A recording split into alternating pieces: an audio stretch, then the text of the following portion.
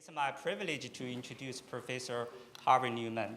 Harvard has been on Caltech physics faculty since 1982.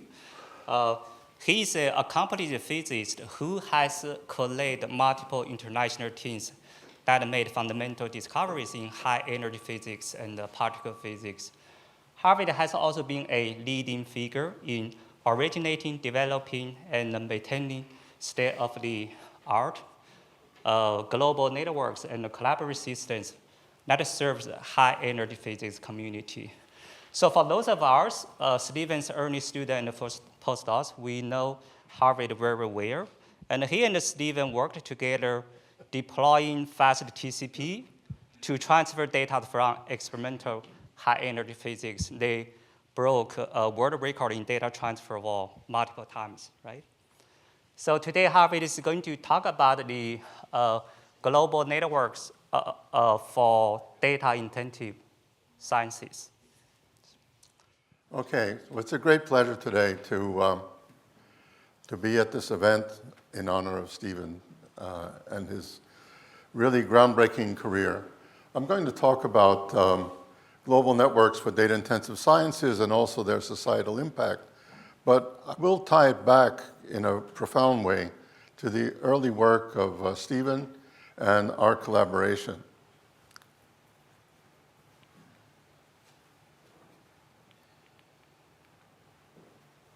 So before I start, I'd just like to thank Stephen for the pivotal moment in 2022, the only faculty member from another division that ever came to my office and said, I'd like to collaborate.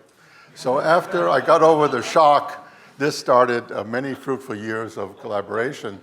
And the insights he had, which were really foundational and pivotal, the consequences, our work together, and what lay beyond, this was really a tremendous moment and 22 years of appreciation ever since then. He reached across boundaries within Caltech, across the US, and together we worked across the world to optimize networks on behalf of science, but also keeping in mind the profound societal impact. So I couldn't start in a better way by actually quoting Stephen, his own work from his website and from NetLab. His early work understanding congestion control, network architectures, how to allocate resources, and so on. And in particular, taking things from theory to practice. A really sound theoretical foundation on congestion control and a new type of algorithm, which many of you worked on, fast TCP, and this had a transformational impact. I also, in preparing this talk, had a great experience going over his work and also his list of publications. And only that way could you really see the profound impact in multiple areas that Stephen has had. So we worked together for a number of years after 2002.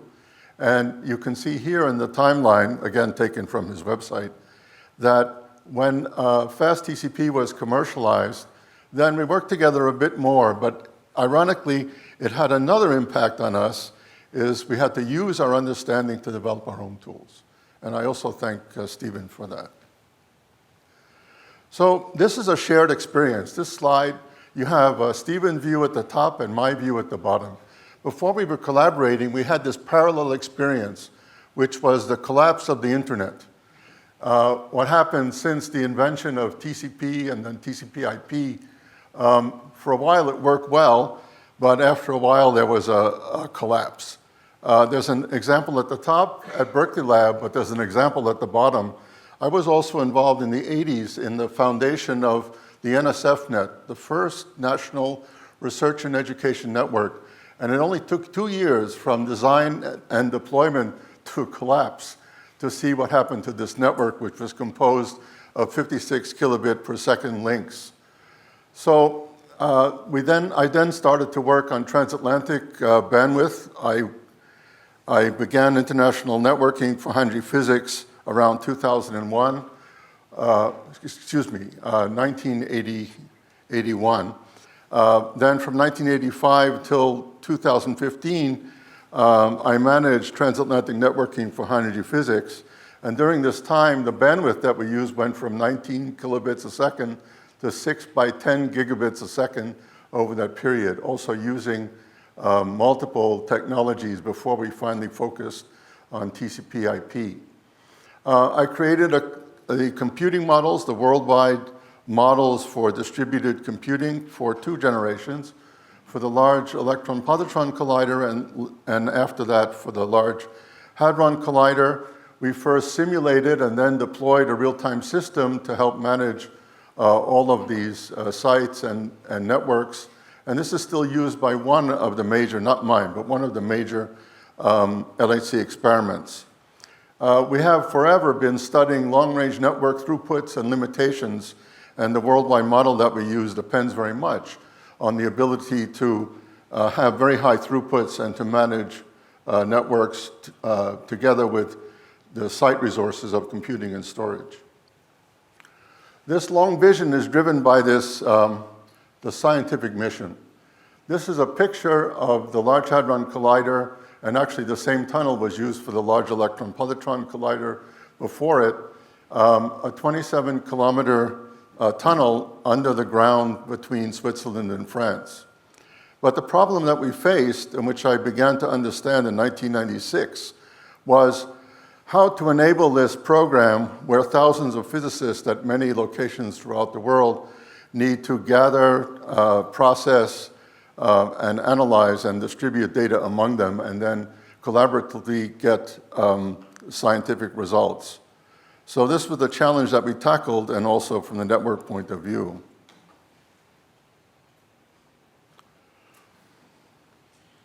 And one thing that we found culturally is, although our field understands a lot about computing, data, storage, somehow wide area networks have and continue to be somewhat mysterious to physicists. So in order to solve this problem, we came up with this worldwide distributed model. You see in the upper left representing one of the experiment, my experiment. Data from the experiment would then go to a major computing center at CERN, and then be distributed to a series of national computing centers, of which there are now 13. Apart from creating this picture in this hierarchical model, we also created the concept of the Tier 2 center, which is a mid-sized facility which can be managed at a smaller laboratory at university. And the first one was created and implemented at the former Center for Advanced Computing Research in 1999 to 2000. There are now 170 of these facilities.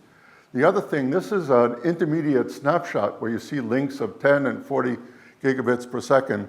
When we first wrote this down, it was 622 megabits a second, and these days we're going from multiples of 100 gig to 400 gig links.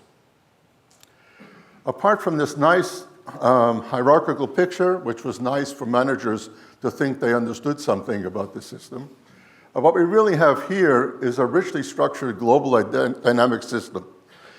Groups at different locations don't really care about the underlying infrastructure that much, and they'd like to get data from literally anywhere, data and results. Okay, so this scientific program, just to jump ahead for a moment before we go back to the whole trajectory of global networks.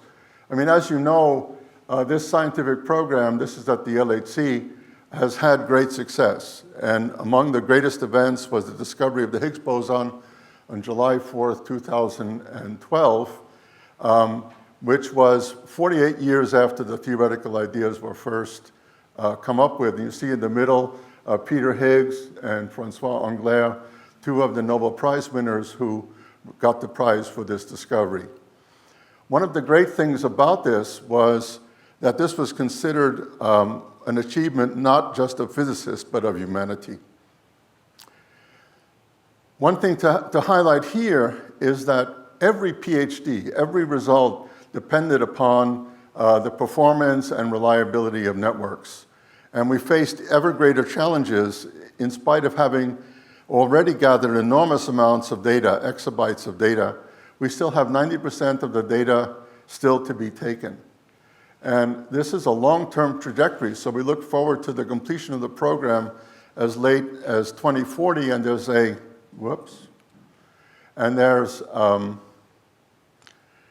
another major phase, which is called the high luminosity LHC, when the intensity, or more technically, the luminosity will go up by a factor of 3 to 5 times, and the data rate to storage, even compared to now, will go up another 25 times. So this is just to highlight the fact that, we have, after the Higgs discovery, we've come to understand it's very much described by what's called the standard model of particle physics. This is a great success. However, there are so many fundamental questions which remain, which are summarized here. For example, this standard model cannot have been the physics in the early universe. If we project it up to the energy scales right after the Big Bang, it just doesn't work at all. And so we've been searching for what stabilizes the theory at those high energy scales, so there must be a more fundamental theory. And there are a lot of other questions, such as why is gravity so weak compared to the other interactions which are here on the page. And there are suspicions that there are more than the space-time dimensions than the ones that we actually experience.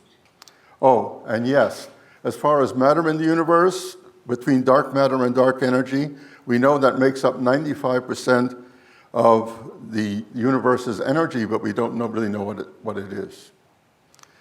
So the good news is that the world's research and education networks have mobilized to support this program. So you can see in the United States, Internet 2, the Pan-European Network GÉANT, the Energy Sciences Network, and also important regional networks. Prominent among them is CNIC in California.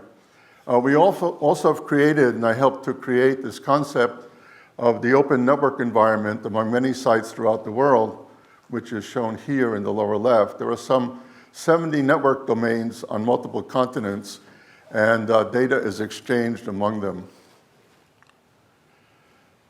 So this has led to an increasing scale of networking, not only continentally, but across the oceans. Recently, we have the beginning of a transition from 100 gig links, this is the so-called Advanced North Atlantic Association, to the first 400 gig links across the Atlantic. Now, I'd like to now come back to Stephen and how we're addressing these challenges from the network point of view. So the revelation that Stephen and his students and postdocs had is the fact that if you use the queuing delay as a signal for congestion, as a sort of the time series being a sort of real-time signal that you can use, that this could be used to have stable behavior.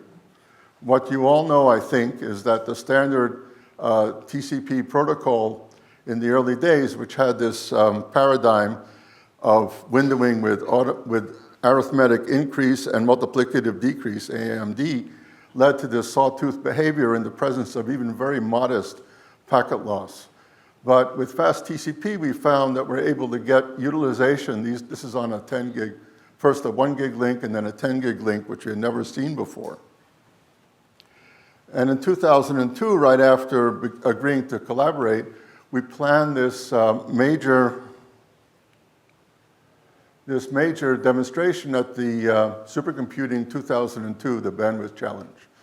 So we came up with a series of 10 gig links. By this time, I was already managing the US LHC network across the Atlantic, together with our partners. So partners within the United States, among the supercomputer centers, Starlight in Chicago and CERN, we had this footprint with extensions between the West Coast and Baltimore, where the supercomputing exercise was going on, and CERN over distances of 10,000 kilometers in that case. And so this is the results with fast TCP, with 1 flow, 6 flows, and 10 flows. And again, utilization and stability we had never seen before. And so you can see some of the numbers here, including over very long distances, like here between the venue and CERN. The other thing to notice is the stability. So the theoretical stability was really put into practice. And the way you would see that, it's not really on the graphs, is that in the presence of other aggressive protocols sharing the same bandwidth, fast TCP would be stable. And this was, for me, a real revelation. Since that time, we had a series of so-called land speed records for bandwidth times distance. And you can see here in blue were the ones that high-energy physics and utilizing Stephen's work was responsible between 2002 and 4, going another order of magnitude. And this was one of the records in the mid-2000s. Right now, we're working on a much larger scale. I'll jump ahead and you'll see it soon. We can get 800 gigabits per second from a single server. Now, when fast TCP became commercialized and FastSoft was formed, then we're able to work with fast TCP for a while, but eventually we had to build our own system. So we did, and we developed this fast data transfer protocol, FDT. And what it does is it works with an open TCP socket so that there's no start and stops of the session.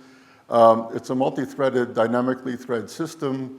It's able to measure the remaining capacity on a given network path in real time and match the rate of sending buffers to that and using independent threads to deal with different devices. So for the first time, then we saw these smooth flows. These are 1 gigabit per second flows, which was a real surprise to me when I was sitting there watching this in 2006.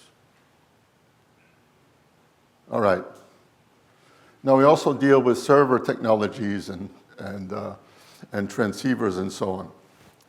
All right. Well, this was written on a blackboard some time ago and quoted by Telegeography. And it's really incredibly true. The internet and people do not listen to reason, so there's an exponential growth of traffic. So this is a picture from the Energy Sciences Network over the period from 1990 to 2005, and you can see the exponential growth. There was this remarkable decade, and I'm going to come back to the present in a moment, where the traffic seemed to be growing at 2 times per year or 1,000 times per decade.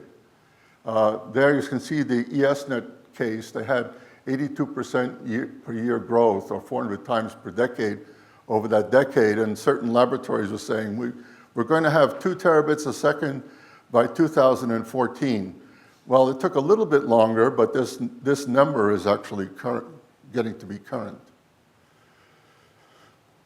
So in response, we started to develop software that could reserve bandwidth and make virtual circuits with bandwidth guarantees dynamically.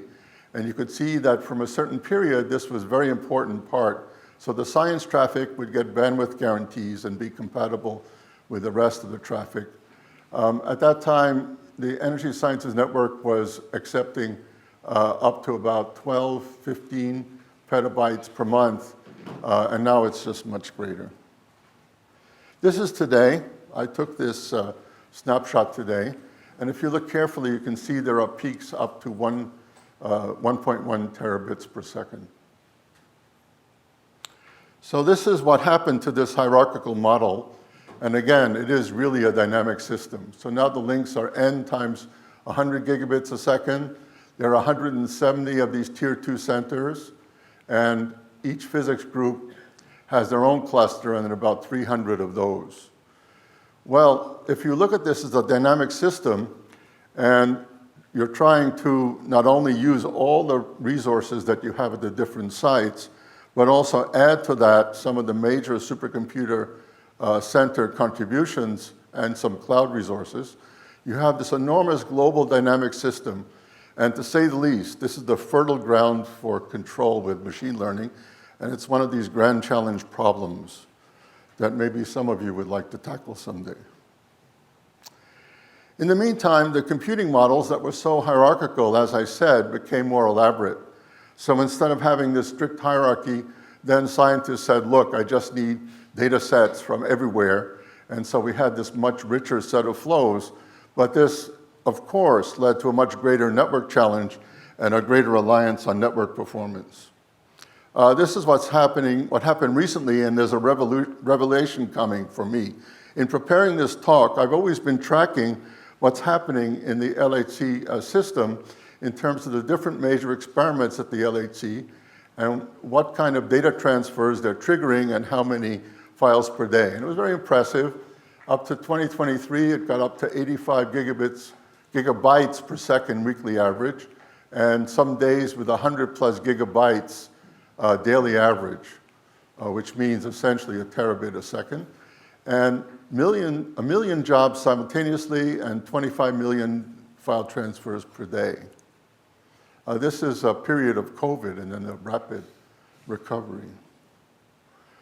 This is the revelation I checked, and I was shocked that there's been a factor of 2 in the last year.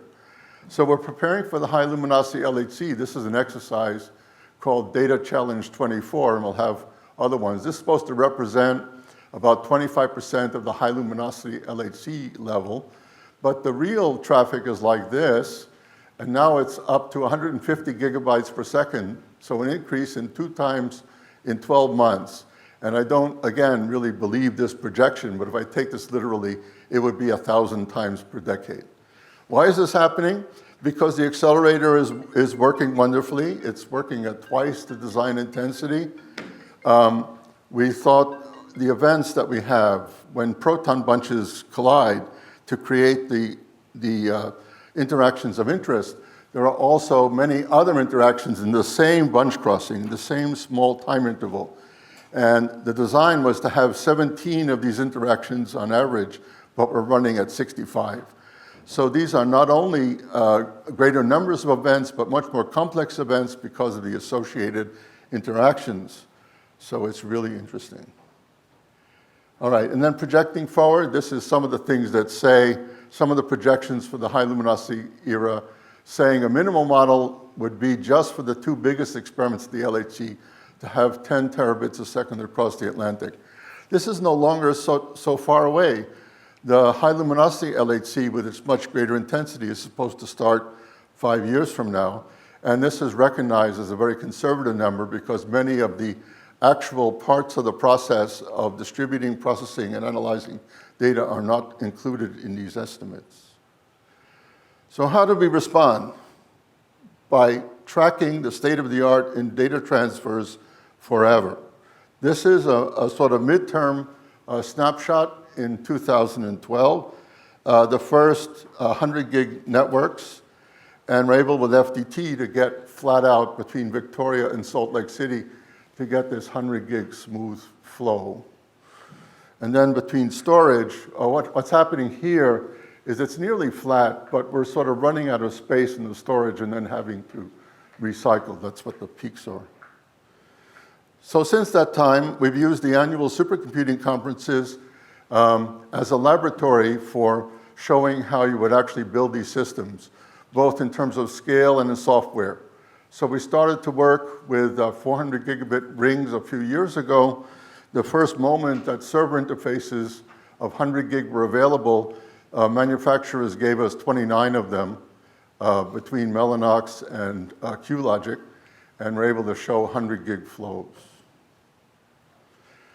This is what happened this year. So the 5th generation, so-called PCI Express 5.0 servers came out, and it really was a major advance, and also the first 400 gig network interfaces. So this is a rack that we had, and the Gen 5 servers and also some programmable switches are up here, and older and very cheap servers and switches were down at the bottom of the rack. Still a few terabits a second, but this is what FTT was able to do very quickly. So we got up to, we had 4 400 gig links to the venue. We're able with just a few servers to saturate that and generate these smooth flows with just 2 Gen 5 servers at the venue and 3 at Caltech. And then with dynamic threading, we're able to get very smooth flows up to a few 100 gigabits a second, which are shown here. So this is from dynamic threading within FTT. Now, the other part of the inspiration is WAN and Lab. So we managed from 1985 to 2015 generations of transatlantic networking, especially from the mid-2000s on. We're really inspired by WAN and Lab to see what one could do with this on-campus facility and also got to appreciate optical networks, so-called layer 1 networks. So this inspired us to actually build a new generation transatlantic network, US LACnet. That's what you left. You almost single-handedly built where you left. Oh, It's amazing story. thank you. I enlisted my brothers to help me. Yeah, so this really inspired us, and around 2005 we had this opportunity to get these so-called core directors from Siena and build this dynamic transatlantic network where we use these layer 1 facilities. This is putting together small time slices to make channels with bandwidth guarantees at any level by putting together these small pieces. And this allows dynamic adjustment of the allocations. And when you do this at layer 1, the layer 2 and TCP session doesn't even notice. So we built this, and so we had this circuit-oriented network services with bandwidth guarantees. We had sort of 50 pages of process to protect. Oh, we used 5 cables across the Atlantic for redundancy, and we had a whole series of decisions. So we protected the major links to the DOE laboratories in the United States across the Atlantic. And so we would sometimes lose 1 or 2, or in one case we lost 3 at once of these links, and we had a whole set of dynamic processes to redo the configuration at layer 1 plus layer 2 to keep up with this. Now, being high-energy physicists, we not only engaged in production networking, but also then went through pre-production and developed all kinds of services to this day that we fed back into the production networks. And it was not only for the high-energy physics community, but also more generally for data-intensive sciences. So very recently, in 2019, the representatives of the world regions, these are mostly people who are senior in research and education networks, and myself on behalf of the scientific community, we formed this Global Network Advancement Group, a volunteer group to bring together the resources of global R&E networks to serve not only the major science programs, but also the larger academic and research community. And apart from doing that and collaborating on that, we also engaged in advanced network developments. And in 2020, I formed, I'll come to that in a moment. So this is truly international. This shows consortia of transoceanic networks, and all of these are brought together under the umbrella of the Global Network Advancement Group. Another thing which is so important is the structure of working groups. So the one that I chaired, which I founded in 2020, is Data Intensive Science, to really meet the needs of the major programs in a way which is compatible with other network use. And this working group has developed a very important system, starting with a proposal funded by the Department of Energy, to be able to make multi-domain virtual circuits and have network paths with guarantees across multiple network domains. One of the most important things is there are research and development groups here, and then production groups here. For example, the routing working group now has 200 network engineers. This, for me, is a key group, advancing the global research and education network engineering. So the point is that these developments should be then implemented in production networks progressively. So the principal aims of our working group are to meet the needs of the major programs, as I said, but also to develop common services which are used across production networks. And there are a number of activities that we engage with, looking after network integrated workflows, coordinated with storage and computing, cross-institution data management, interfacing to the major data management software stacks of the programs. Automation is very important at the site, and for example, the Caltech site is now very highly automated. And then to bring together networking, compute, and storage in an integrated system. And then also I mentioned the other working group which deals with multi-domain virtual circuits. At layer 2, we tend to make overlays which are not so dynamic with bandwidth guarantees, And then at layer 3, we're able to do flow routing and exploiting multiple tools which are developed by groups working within this framework. So we've deployed 2 global test beds, and NSF, National Science Foundation, another. This is the persistent test bed, just some of the sites, which goes across multiple continents, and we're adding more and more as time goes on. This is a global P4 lab. So Nick McEwen was mentioned earlier. You know, he's the originator of P4, the programming language. And we now have this global P4 lab, which has a total of 35 sites. Let me go back down again. The most recent of which have these smart edge devices, so-called Bluefield 2s and 3s, which are FPGA-based, in which you can do smart decisions at the edge. And also the NSF, National Science Foundation, has deployed this testbed infrastructure called Fabric. The yellow is a 1 terabit per second backbone across the United States. And then you can see the extensions across the Pacific on the left and across the Atlantic to Europe on the right, and then towards the bottom with close collaborators of mine that support the Vera Rubin Observatory and a project called AmLight going to Latin America. Well, the trajectory of development here is very large.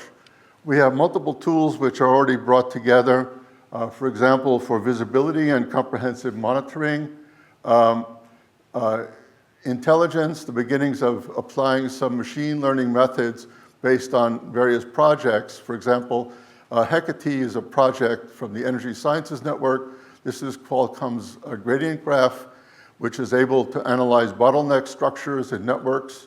Controllability, I already talked about Sense and its virtual circuit capabilities, P4 for programmability, new forms of segment routing with SRv6, but also an academic technique, which is very interesting, called Polka, polynomial key architecture, multiple network OSs. So there are an open source OS, one which is very important, is originated by Géant, the pan-European network, and a particular collaborator from France there, but also the open source Sonic OS, interworking with industry OS. And then orchestration. So Sense for virtual circuits, Kubernetes for virtualization of the sites, and multiple site services, actually principally authored by a member of my group until recently who moved to ESNet. So that's it. I mean, the top line message is we're developing and need to develop a new type of system that coordinates networks, computing, and storage, a global fabric to treat the ensemble of networks as a global fabric that's able to allocate, balance, and make use of the available network resources. And there are many R&D projects that we're able to build upon, and we're starting to look at machine learning-based optimization. We also are leveraging the worldwide move towards fully programmable networks and end systems, and I've listed some of the tools here. In doing this and enable our community, you know, when you look at the capacity of the networks I showed and the capability of servers, it's becoming increasingly easy in multiple technology generations to overwhelm the world's research and education networks. So as we try to enable our community, we're also aware that we need to do this in a way which is compatible with other network use, and in fact, the needs of the much larger academic and research community. So I'd like to come back to Stephen. Now I think you've seen in a very short time, a very big view, not only his foundational work, but the impact, the worldwide impact that it's had. And so we are engaged in this centennial program of search and discovery. This present phase at the LHC will go until 2040. And it's also driving leading edge developments in multiple technologies, including in network and server techniques. A lot of this has been founded, as you saw, based upon Stephen's wide vision, his fearlessness, and his kindness in collaborating and having the nerve to cross the divisional boundaries, show up in my office, and start this collaboration. So thank you, Stephen, and happy birthday.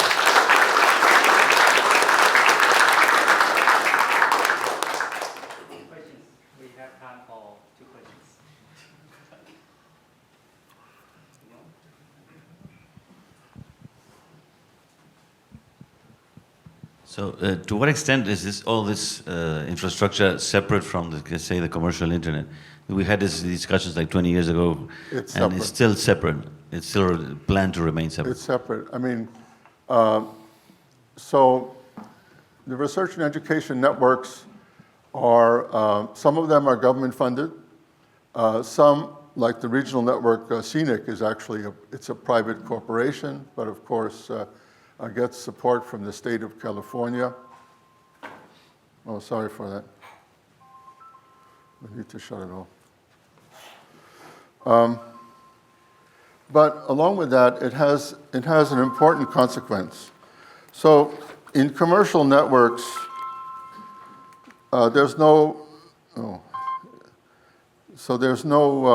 problem in that with a profit motive. You know, people who deploy commercial networks, they say, well, if you need more capacity, that's fine. We'll just send you the bill. In research and education networks, there are certain budgets which tend to be fixed or very limited. And so from a control point of view, it leads to a whole set of interesting problems.